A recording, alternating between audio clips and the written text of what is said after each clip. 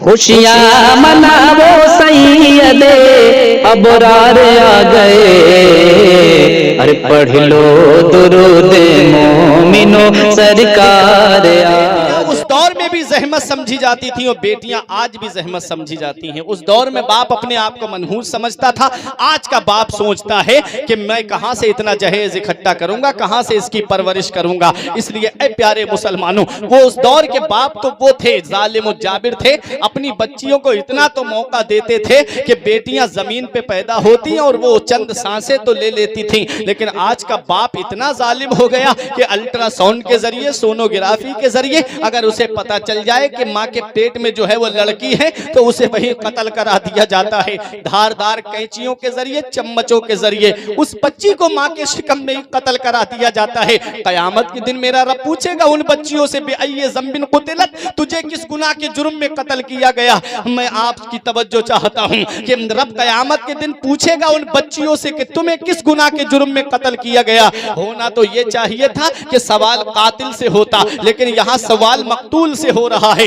सवाल कातिल से होना चाहिए था। अगर कोई जिना करेगा तो सवाल जिना जानी से होगा, अगर कोई शराब पिएगा तो सवाल शराबी से होगा, अगर कोई चोरी करेगा तो सवाल चोर से होगा। लेकिन यहाँ मामला उसका उल्टा है। अल्लाह ताला कातिल से सवाल नहीं फरमाएगा, अल्लाह ताला मकतूल से सवाल फरमाएगा। उन बच्चियों से पूछेगा कि तुम्हें किस गुनाह के जुर्म में कत्ल किया गया। तो वजह यह है उसकी कि मैं अल्लामा वकील अजहरी साहिब किबला से बात करूं तो जब तक मैं इनसे बात करूंगा मेरी तवज्जो इनकी तरफ रहेगी।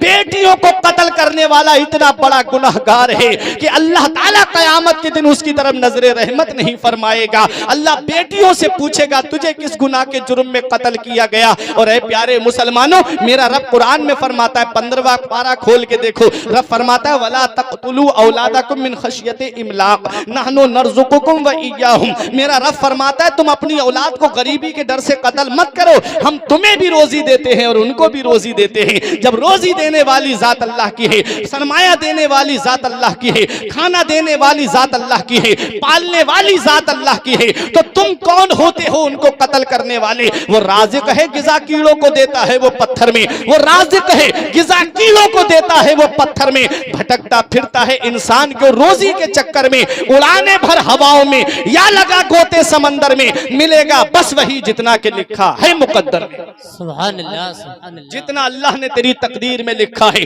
तुझे उतना ही मिलना है। तो बेटियों को कत्ल मत करो गरीबी के डर से। हजरात गिरामी, अब आओ एक और आयत करीमा सुनो ताकि बात आपके जहन में बैठती चली जाए। रब कुरान में फरमाता है, 25वां पारा है, रब फरमाता है यहबु लिमन यशाउ इनासा व यहबु लिमन यशाउ ज़कूर औ युज़व्विजुहुम ज़ुकराना व इनासा। मेरा रब फरमाता है अल्लाह जिसे चाहता है उसे बेटियां अता फरमाता है और अल्लाह जिसे चाहता है उसे बेटे अता फरमाता है और अल्लाह जिसे चाहता है उसे बेटे और बेटियां दोनों अता फरमाता है और अल्लाह जिसे चाहता है उसे बांझ बना देता है। ऐ प्यारे मुसलमानों, इस आयत करीमा में अल्लामा साहब की तवज्जो, इस आयत करीमा में अल्लाह तबारक व तआला ने सबसे पहले बेटे का जिक्र नहीं फरमाया है, बेटी का जिक्र फरमाया है। और बेटी अल्लाह की रहमत होती है। जिस घर में बेटी आती है वो माँ बाप के लिए बख्शिश का जरिया बन के आती है।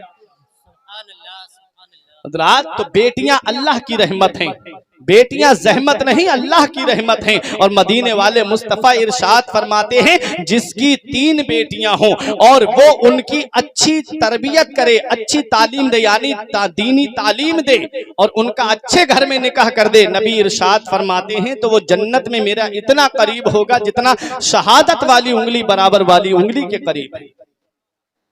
मेरी उंगलियां इस लायक नहीं मैं नबी के कदमों की खाक पे कुर्बान, सिर्फ तकरीब फहम और तमसील के तौर पे बोल रहा हूं। इन उंगलियों के दरमियान कितना फासला है। नबी फरमाते हैं कि जो बेटी को दीनी तालीम दे, वो तालीम नहीं जो टिकटॉक पे अपनी फहश तस्वीरें शेयर करती नजर आए, वो तालीम नहीं, दीनी तालीम दे।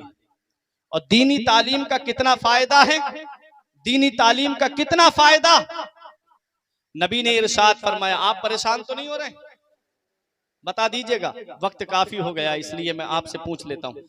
नबी ने इरशाद फरमाया, मिशकात शरीफ की हदीस है पाक हजरत, नबी फरमाते हैं तुनकाहुल मरअतु लिअरबइन, आदमी जब निकाह करता है तो 4 चीजें देखता है। कितनी? 4 चीजें। जब कोई निकाह करता है तो कितनी चीजें देखता है? 4। क्या? वले जमालेहा, लड़की की खूबसूरती देखता है। वले हस्बेहा, लड़की का खानदान देखता है। वले मालेहा, लड़की की दौलत देखता है।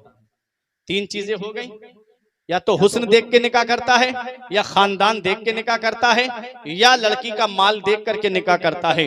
और आपको मैं बता दूं, ये जो आप हुस्न देख करके निकाह कर रहे हो, आज का हुस्न तो मसनूई हुस्न है। ब्यूटी पार्लर जाने से पहले उसका चेहरा देख लो और ब्यूटी पार्लर से आने के बाद उसका चेहरा देख लो। और ये हुस्न मिटने वाली चीज है, ये दौलत मिटने वाली चीज है। हमने बड़े बड़े बादशाहों को फकीर होते हुए देखा है और हमने फकीरों को अमीर होते हुए देखा है। ये सब अल्लाह के दस्ते कुदरत में है। नबी इरशाद फरमाते हैं, ऐ मेरे उम्मती जब तू निकाह करे, ऐ मेरे उम्मती जब तू शादी करे तो भले दीन है, तो लड़की की दीनदारी को देख के निकाह करना, लड़की की परहेजगारी को देख करके निकाह करना। क्योंकि माल खत्म हो जाता है, हुस्न खत्म हो जाता है, अरे खानदान मिट जाता है, लेकिन दीनदारी खत्म नहीं होती है। जब दीनदार लड़की तुम्हारे घर में आएगी, जहेज जरूर कम लेकर के आएगी, और घर में जब कुरान की तिलावत करेगी तो अल्लाह तबारक व तआला उसके कदमों की बरकत से इतनी बरकत तेरे घर में नाजिल फरमाएगा कि तेरी नस्लें खाएंगी तब भी वो बरकत खत्म नहीं होगी। नारे तकबीर, नारे रिसालत, जश्न ईद मिलादुन नबी, नारे तकबीर, नारे रिसालत।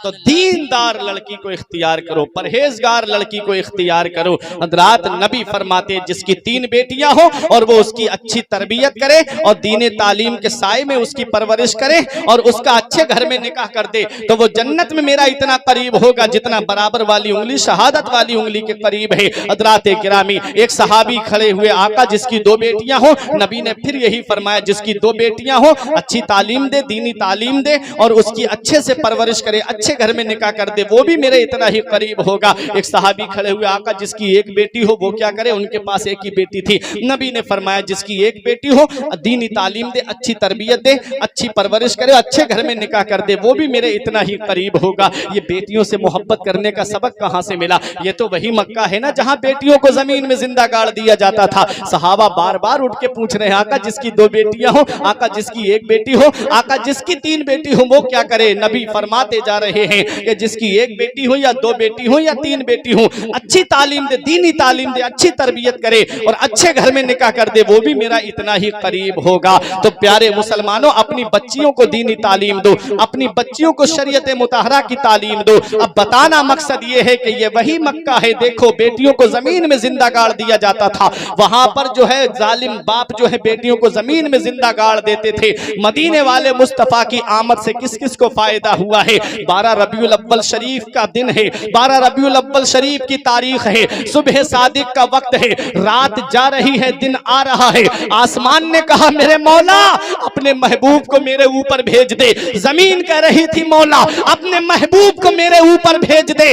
रब ने जिब्राइल से फरमाया, जिब्राइल आसमान से कह दो कि आसमान में तेरी भी तमन्ना पूरी करूंगा, जमीन से कह दो जमीन में तेरी भी तमन्ना पूरी करूंगा, आसमान से कह दो कि मेरा महबूब तशरीफ जमीन पे लाएगा और मेराज तेरे ऊपर करेगा।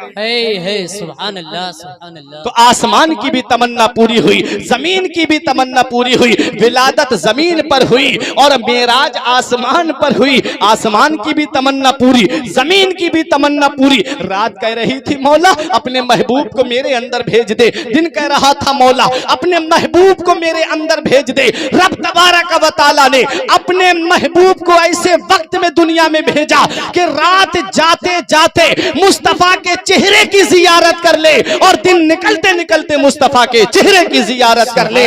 मुस्तफा की आमद का वक्त क्या निराला है, मुस्तफा की आमद का वक्त क्या निराला है। शब गुजरने वाली है, दिन निकलने वाला है। वाह वाह, सुभान मेरे अल्लाह। नबी की आमद है। नबी की आमद मक्के की सरजमीन पे हो रही है और सारी कायनात मुंतजिर है, सारी कायनात मुंतजिर है। वो महबूब कब तशरीफ लाएगा, वो महबूब कब तशरीफ लाएगा। इधर बच्चियों को जमीन में जिंदा गाड़ा जा रहा था। वो बच्चियां पुकार के कह रही थी, मौला हमने अपने घर में सुना है कि तेरा आखिरी पैगंबर तशरीफ लाएगा, जो बेटियों को बचाता हुआ आएगा, जो बच्चियों को सीने से लगाता हुआ आएगा। कब आएगा जिंदगी देने वाला, कब आएगा बेटियों को बचाने बचाने वाला, कब आएगा बेवाओं को सीने से लगाने वाला, कब आएगा यतीमों के सर पे दस्ते शफकत रखने वाला, कब आएगा गुलामों को गुलामी से आजादी दिलाने वाला, कब आएगा कमजोरों को सहारा देने वाला।